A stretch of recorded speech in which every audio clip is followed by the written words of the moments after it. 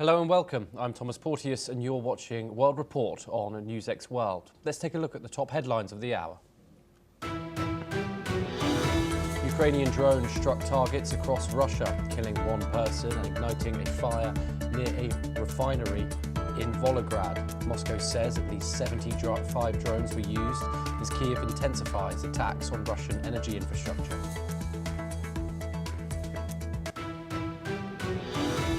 The Israeli military says Hamas has given the Red Cross remains believed to be of a deceased hostage as part of the US brokered ceasefire. If confirmed, it would leave 6 hostages' remains still in the enclave after earlier returns of 21 bodies.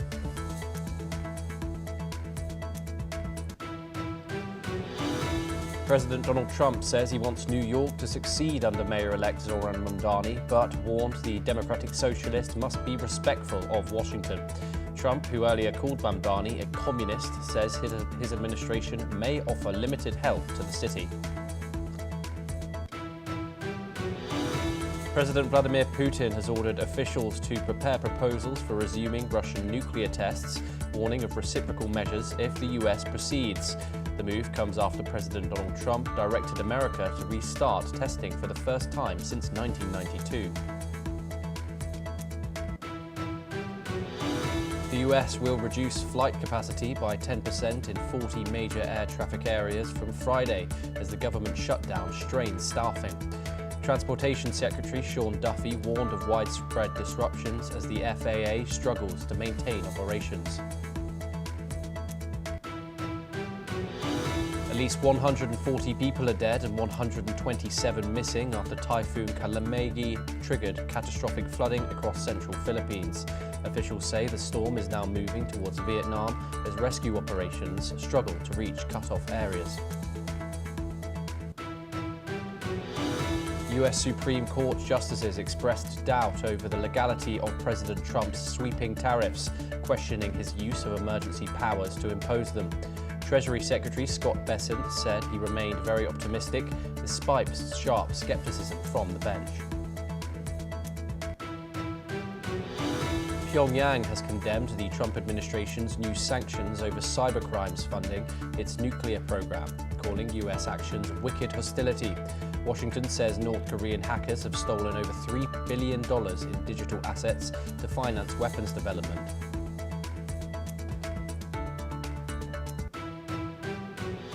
We start this hour in Europe, and according to Russian state news agency, the RIA, Russia says its air defences shot down 75 Ukrainian drones overnight. The attacks reportedly targeted several regions, including the Volgograd region, where local authorities confirmed casualties and damage. Volgograd Governor Andrei Bachurinov said one man was killed when a drone struck an industrial zone, sparking a large fire on site. Emergency crews were deployed to contain the blaze and assess further damage. The Russian Defense Ministry described the overnight strikes as part of a massive drone assault launched by Ukraine, continuing a pattern of long-range attacks. Kyiv has not commented on the latest incident, however. Now joining us to discuss this is Glenn Grant, an ex-advisor to the Ukrainian Defense Minister. He joins us live from Riga in Latvia. Glenn, thank you very much for joining us. Always a pleasure. Thank you and good morning. Good morning. Of course, this comes as Ukraine continues its attacks on Russian energy structure. Could you give us a bit of an idea of the capabilities of the Ukrainian air attacks and what they're trying to achieve here? Well, they're obviously increasing the amount of drones they can throw at Russia because the numbers are going up steadily. So it's actually really, really difficult to pin down how many drones are actually launched at any one night because, of course, this is top secret, both how many and where they're actually going to direct them to. But it's quite clear that the strength of the Ukrainian side is growing, and the ability of the Russian side to stop these attacks appears to be actually getting less. And it's very difficult to understand from the Russian figures exactly what has happened, because unfortunately they're lying a lot at the moment, because people don't, senior officials don't want to be thrown out of windows, and generals don't want to be removed because they lose their pension. So it's hard, but we know that they're attacking because the governors are saying that there is damage. And of course, Glenn, winter is approaching. How does this play into Ukraine's broader strategy of stretching Russian defences?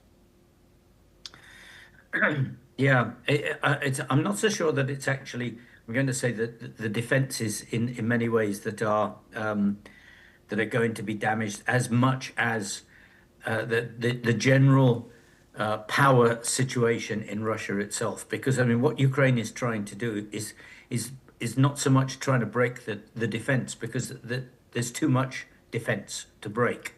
But what they are trying to do is to actually to change the paradigm of society, and actually start society going against Putin, which there is evidence that this is actually happening in some of the major cities, especially in St. Petersburg.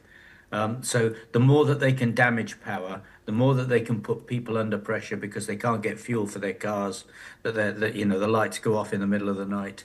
The more that Putin is going to be seen as a hollow force, and his life then becomes at risk. Of course, Glenn, and in the backdrop of this, we have the Battle of Pokrovsk, which is going on, a key Ukrainian logistics hub in the Donetsk region. Conflicting information about that coming out from both sides. What more can you tell us about what's going on the ground on the Eastern Front there? Well, I mean, we know that the Ukrainians are there because there are people actually talking out of Petrovsk to their friends and relatives. So what we've got at the moment is a mishmash of battle, with both sides holding ground and taking ground in different parts of the battle. What is not clear is whether the Ukrainian side has managed to withdraw the troops that were forward of Petrovsk and actually almost completely encircled, or whether there is going to be a major loss of Ukrainian troops. This is very, very quiet at the moment. And we're going to have to wait, I think, another week maybe, to see whether Ukraine has been successful in pulling all these troops back, or whether they're actually surrounded and cut off completely by the Russians. And of course, what significance could this battle have in the broader sense of the war? Actually, to be blunt, nothing. Okay. Because unless a lot of troops are lost, in which case then, you know, there is a weakening of the Ukrainian side. But, you know, I mean, we had Bakhmut, and Bakhmut went on for ages and ages, and everybody said how significant it was, but it wasn't. We're in the same situation again. We'll lose lots and lots of troops for Ukraine, but it's not going to change the battle. Russia will keep moving forward slowly and steadily unless Ukraine reforms its military. Unfortunately, that doesn't seem to be on the horizon yet. Glenn Grant, thank you very much for bringing that insight. It's always an absolute pleasure to talk to you on these matters. We now move on to our next story and over to Europe, where French President Emmanuel Macron is on a visit to El Salvador as part of his trip to Brazil and Mexico. Salvador. As President Macron landed in the Brazilian city of Salvador, he called for a reimagined transatlantic relationship involving Europe, South America and Africa. Speaking in the Brazilian city, Macron said he wants to transform what he described as a triangle of pain into a triangle of love, referring to the historical ties between the three continents. Salvador, located in Brazil's east coast, was the site of the first slave market in the New World. President Macron was referring to the history, of course, of slave trade. Macron is set to attend the 30th UN Climate Change Conference. And now let's listen in to what he said. Et ce triangle qui a été un triangle de douleur, d'exploitation, de route de la honte, on est en train par ce forum, mais aussi par tout le travail qu'ont fait nos institutions culturelles, nos artistes, un triangle amoureux. Y ese triángulo. La mer. Mais je veux vous inviter en effet à inventer un futur qui soit un futur qui assume ses identités sans confrontation et qui regarde en quelque sorte à nouveau ces vierges noires, cette capacité à créoliser les langages et qui se dit l'avenir est à nous si on sait regarder ces routes telles qu'elles ont été. Et moi j'attends beaucoup de vos travaux et l'avenir. Glenn Grant joins us once again.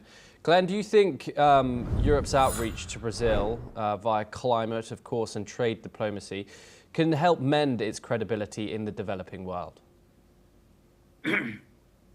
Right this moment, no, I don't. I mean, we've seen lots of initiatives from Macron, haven't we? I mean, his initiatives for Ukraine are almost like one every 2 months, and there's no follow through. And my worry is that this is yet another initiative from Macron that is words, but actually with no substance.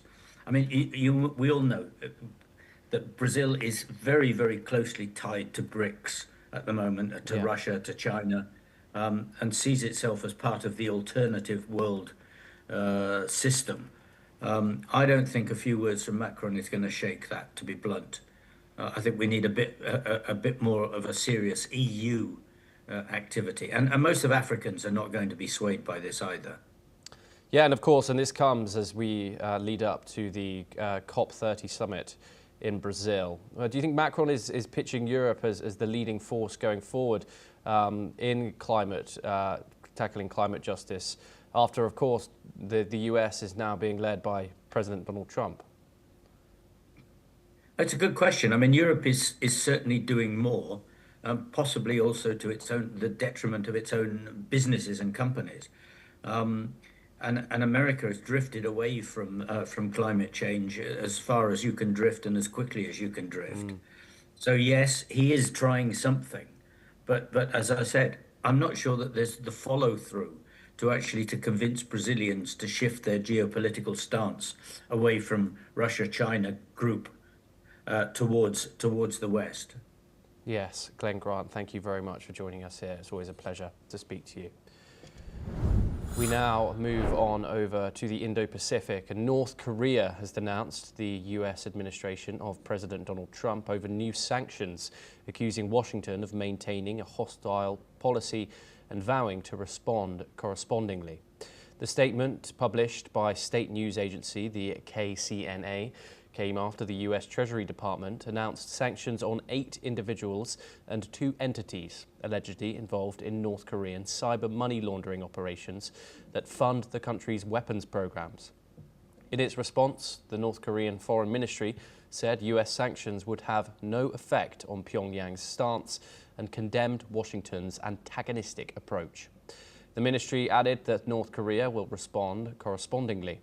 The warning comes amid speculation from South Korea's intelligence agency that a US-North Korea summit could take place earlier next year, following Trump's recent calls for renewed dialogue with Kim Jong-un during his Asia tour. Now joining us is Dr. Sanjay Kumar. He's a journalist for the Korea Herald in Seoul, South Korea. Dr. Kumar, thank you very much for joining us. And North Korea says that new US sanctions are antagonizing and that it plans to respond. What kind of retaliation can we expect? There will not be any retaliation from the north side. They will only be criticizing because, these sanctions are not new. Few years back also it has been imposed on them, and North Koreans had been accused of these kind of money laundering activities and threatening the cyber security in many countries, including US and other countries, and that is why this is not new. But what is new here this time is that the timing. I mean, this is happening after the APEC summit. There was a lot of euphoria from US, South Korea, and some other countries in APEC that there would be a possible Trump-Kim meeting, but we all know that it didn't materialize. So this is new, and it is happening after this.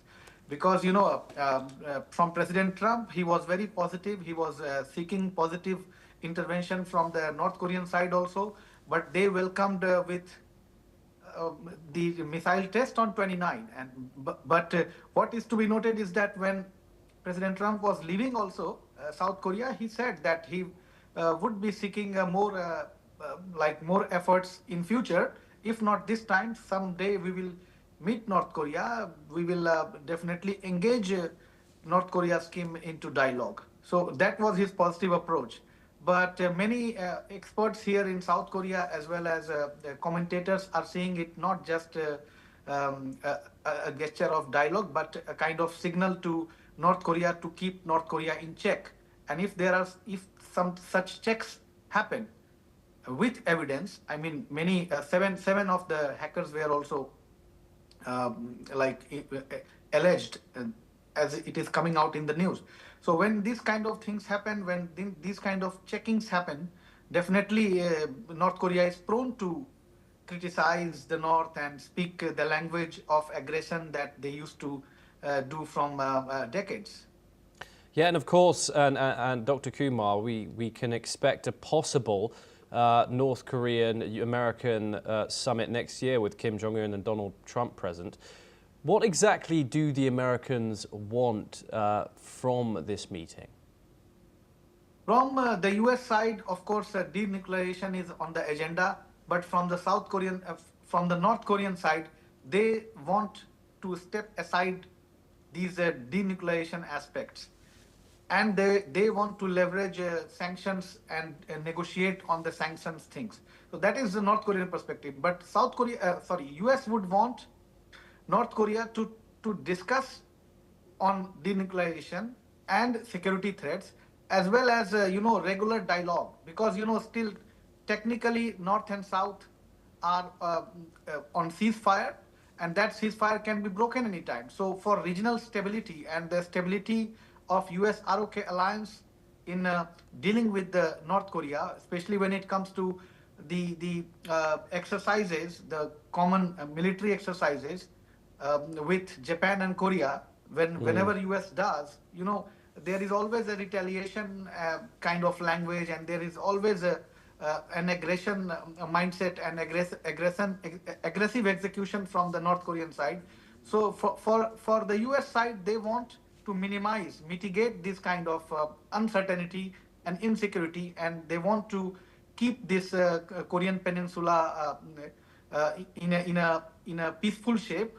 And in long run, for US, South Korea and Korean Peninsula is really important to respond to the Chinese threat if something like that happens in future. So in a way, it's a kind of long-term strategy to keep China and Russia in check in long run from security perspective. So US would love to engage North Korea to minimize and mitigate such tensions. Yeah, and Dr. Kumar, however, obviously this meeting is set to, if it was to happen, is set to take place March, after these joint drills, these annual drills that occur every year between the United States and, of course, South Korea. Along with these new sanctions, is there any chance of that meeting going well, given the hostile words, hostile actions between both of the nations? I don't think so that amid this kind of tensions, North and US would like to talk to each other, but North Korea is willing to somehow engage with the US. There has been many sources clarifying this and establishing this. But after these kind of sanctions from the US, North Korea would get a ground to prove their narrative and rhetoric that, oh, we are not interested in denuclearization, and maybe if we engage more, then sanctions will also affect us.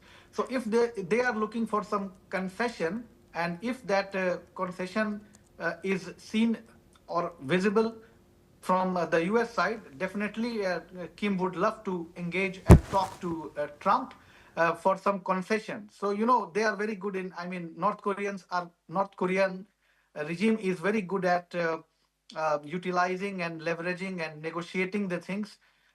That is why they would love to see what is coming in their interest, so that they can send a message to their people and protect their regime. Yes, Dr. Kumar, thank you very much. It's always a pleasure having you discuss these matters with us here on Newsix World. Thank you very much for joining us. Now, moving on, Typhoon Kalmaegi has left widespread devastation in the central Philippines, prompting President Ferdinand Marcos Jr. to declare a state of calamity. At least 140 people have now died, including 71 in Cebu province, while 127 remain missing. Authorities say that the extensive flooding has destroyed homes with more than 400,000 residents displaced. The typhoon, one of the strongest to hit the country this year, has caused a military helicopter to crash on Mindanao, killing 6 crew members. Officials warn that another storm, Typhoon Uwan, is expected to hit over the weekend, potentially affecting up to 12 regions.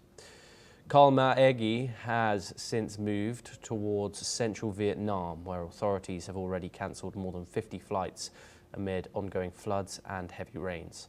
Local officials are in Thailand and are preparing for possible flash floods, landslides and river overflows as the storm moves across the region.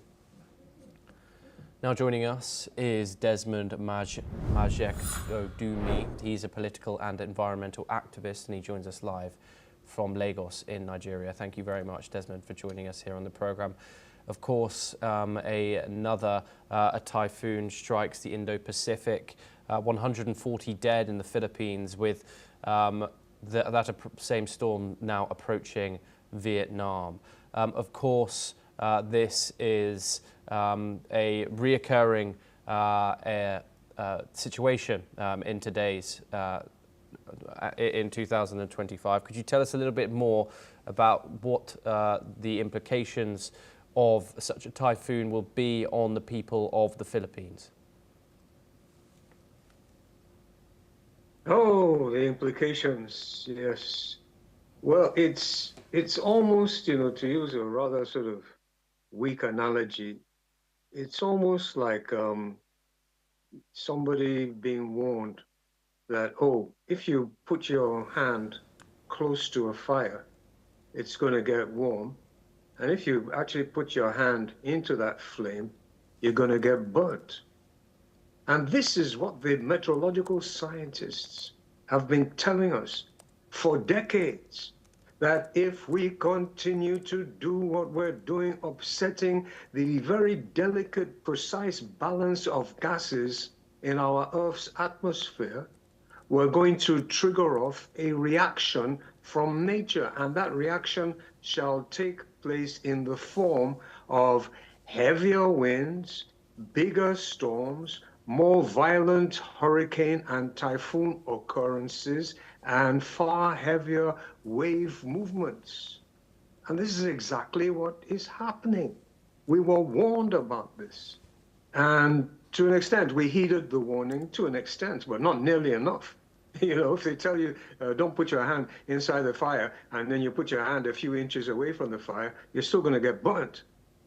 And this is, a wake-up call, and it's most unfortunate, because what a terrible tragedy.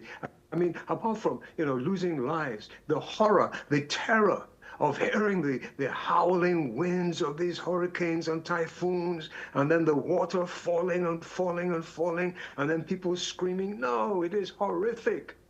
The thing is, the same scientists that predicted this, and we're talking about over 90% of meteorological scientists, the same scientists that predicted this would happen are telling us that far worse is going to come, not just for that region, but for different regions all over the world, if we don't stop what we're doing to nature, upsetting the delicate balances of nature that makes this Earth the only livable planet that we have come across yet out of millions of planets. So our hearts go out to the people. Expect more, even over the next couple of days. Yeah, and of course, Desmond, and we're seeing climate disasters intensify across Asia, Africa, even Europe. Do you think governments are still responding reactively rather than proactively? Excellent question. Unfortunately, because of the system we have, which is, the democratic system, which, from my very limited perspective, seems to be the most effective system for meeting the needs of the people if the democratic process is done judiciously. But because the system we have relies so much on, making sure that the money is moving well, that your economy is healthy. Our politicians tend to favor those decisions which will not impact negatively on the economy. And this is the challenge, because we've left it so late to transit away from the various systems that are causing this, mainly the burning of the fossil fuel, but other things as well. It's going to be a bit of a hit economically to move away from it quickly. So the politicians are sort of halting and stumbling along, and that's why you got this guy in America blowing his trumpet, telling over 90% of the scientists that they're on some kind of con game, because of the profit margin. We're so tied into, at least the leadership, are so tied into ensuring that the profit margin is always rising. The tendency for now is to put profit ahead of people's welfare generally and ahead of the planet. And this has to shift. We have to put people first. We have to learn to be far more caring, far more empathetic. And then if it diminishes profit a little bit, then we've got to make the right decisions. Desmond, finally and quickly, COP30 is coming up next week, where all the nations, all nations are invited to meet and reach ambitious climate targets. Do you have any hope for that meeting in Brazil?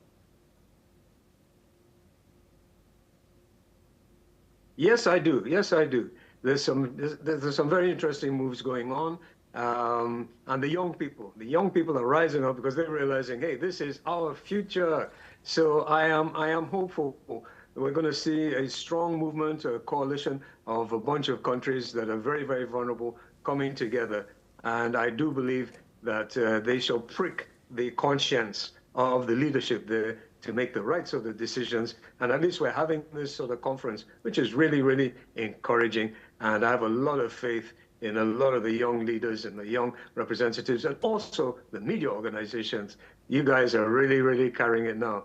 And that gives me a lot of encouragement. Desmond Kadumi, thank you very much for joining us here in the program. Pleasure to have you. We now move on to further news. And Typhoon Kalmaegi has caused severe destruction in the central Philippines, with Lilion near Cebu City among the hardest hit towns. Authorities report 35 bodies recovered in Lilion alone. Many residents were tapped by rapidly rising floodwaters. Let's take a listen in to what they said. Yung kapatid kong may sakit sa pag-iisip. Andun pa sa kabilang kwarto. Pinipilit pa namin buksan kasi hindi nga mabuksan. Ginawa na namin ng paraan, ng kutsilyo, ng bara, ng kahoy. Di pa rin. Kahit nga mga lakas namin, yung sinusuntok-suntok na namin yung pintuan. Di pa rin mabuksan hanggang sa hindi na namin yung tubig, lagpas tao. Umiiyak na kami kasi gusto na namin yung maligtas yung ate namin eh. Ginagano na namin, ayaw talagang mabukas hanggang sa ganito na lang yung kaliit yung bintana. Sabi ni Papa na, wala na talaga tayong magagawa dahil baka tayo tatlo ang ilibing dito dahil nakaantay yung nanay at kapatid mo sa taas. Umiiyak na doon, punta na tayo doon, wala na talaga, umiiyak na lang talaga. Wala na, hindi na namin inisip kung yung namin, yung ang nadala lang namin mga sarili namin, wallet, yun lang. Yung mga binibili namin, prepared namin na pagkain, wala lahat. Andun. Yung motor, sasakyan, wala, was out. Halos magdalawang araw wala kaming kain. Pati yung anak ko, wala, trauma, hindi makausap yung anak ko. Buti malalaki na, mga dalaga na, 14 yung babae, tsaka yung isa mga 18 yung ano. Pero trauma sa tubig. Kasi first time namin na-encounter na ganun. Sa akin lang, sa loobin lang namin is mahina talaga yung response. Mahina yung response. Hindi talaga nakapag-prepared ng ano. Kung sana nabisuhan man lang, kahit doon sa may ano, meron naman doon, kahit nabisuhan man lang, naka-prepared sana. At saka wala sanang ganun. Maraming namatay, alam ko maraming. Now, authorities in South Korea say 7 individuals may be trapped following the collapse of a large structure at a power station in Ulsan, a city located in the southeastern part of the country. While rescue operations are ongoing, 2 people have already been successfully pulled from the rubble and taken to safety. However, district fire officials have been unable to confirm the exact number of individuals still missing or trapped beneath the debris. The collapse occurred at the power station, which has been a critical site for energy production, and emergency responders, including fire crews and rescue teams, are working tirelessly to locate and rescue any survivors. But the unstable conditions of the site have made the operation particularly challenging.